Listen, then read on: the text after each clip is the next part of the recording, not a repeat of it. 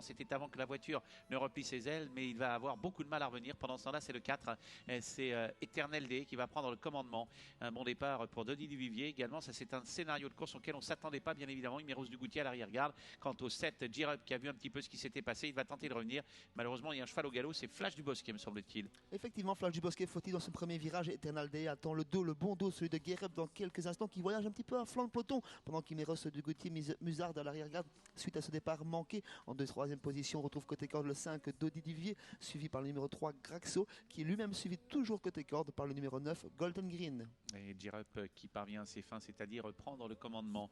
J-Rup qui mène le bal, on tente de progresser, alors qu'Imeros du Goutier essaye également de se maintenir, car il a suivi le wagon de l'extérieur, et J-Rup vient prendre la tête. Il vient de couvrir le numéro 4, Eternal Day, avec également le numéro 6 qui vient en dehors, Fangio le Carmel, pas très loin du groupe de tête, c'est le 8, Hamilton du Ham, et puis Imeros du Goutier a sauté dans le wagon justement de ce concurrent, le long de la corde en 5-6e position. Il y a Dodi Duvivier qui est suivi encore par le 3, Graxo. Günther Lock sait très bien que son adversaire est Imeros du Goutier. Il ne cesse de se retourner pour voir où il est. Son adversaire il est en 6e position. Aux côtés de l'animateur, on trouve Fangio Carmel qui fait le forcing à présent, peut-être un relais dans quelques instants, avec Hamilton Dium qui est tout près d'eux également. Toujours côté corde Eternal Day. Imeros du Goutier se rapproche vivement via la 2e épaisseur. Il a pris un drôle de risque, le partenaire du numéro 7, J-Rup. Drôle de risque pour tenter de venir, va se retrouver le nez au vent. Et ça, c'était peut-être pas prévu du tout. Il va ramener sur un plateau Imeros du Goutier. Le 8, Hamilton du Ham qui a pris le commandement, suivi par le numéro 7, J-Rup, qui ramène sur un plateau Imeros du Vivier. Il n'en attendait pas tant, Guido Lorenz.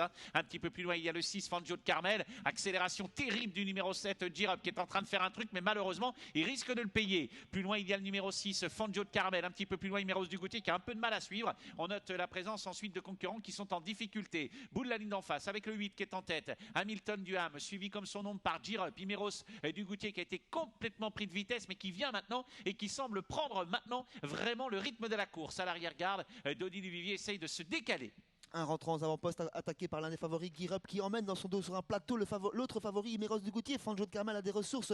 L'animateur et Dodi Duvivier tentent de les contourner dans le dernier virage. Guirup accélère encore, mais le danger est dans son dos avec Imeros du Goutier. Hamilton du Ham toujours au commandement. Oui, avec Hamilton du Ham qui n'en peut plus là. Pendant ce temps-là, J-Rup prend l'avantage. Imeros du Goutier qui est pris de vitesse pour le moment, avec Guirup qui va entrer en tête à l'entrée de la ligne droite. Imeros du Goutier qui va essayer de se lancer à sa poursuite, mais Guirup a peut-être fait le plus difficile. Guirup en tête avec maintenant Imeros du Goutier qui essaye de revenir, mais Guirup a le meilleur maintenant à 200 mètres du poteau. Imeros du Goutier est en train de refaire du terrain, il a enclenché un peu tardivement. J-Rup qui va l'emporter devant Imeros du Goutier. J-Rup va l'emporter, Imeros du Goutier sera deuxième. C'est J-Rup qui s'impose, Imeros du Goutier termine deuxième. La 3e place, elle est chippée le long de la corde par Eternal Day devant le numéro 6, Fangio de Carmel.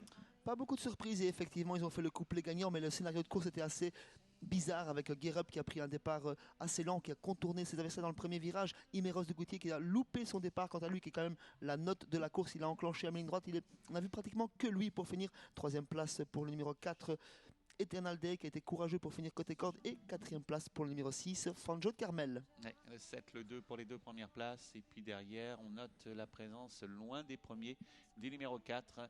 Voilà pour l'arrivée de cette compétition. Il a pris les risques, le partenaire de J-Rup, mais Günther Lox, mais heureusement pour lui ça s'est bien passé. Imeros du Goutier fait une course magnifique. Guido Lorenz qui essaie de refaire du terrain, il n'a pas trop insisté. Il faudra voir ces deux concurrents à un moment donné, ils vont partir tous les deux ensemble. En tout cas, voilà, ils ne sont pas loin de se valoir, et belle prestation de ce numéro 7, Guirup, qui domine la situation très nettement. On sent que ces deux-là sont vraiment au-dessus. Réduction kilométrique 1,15,2.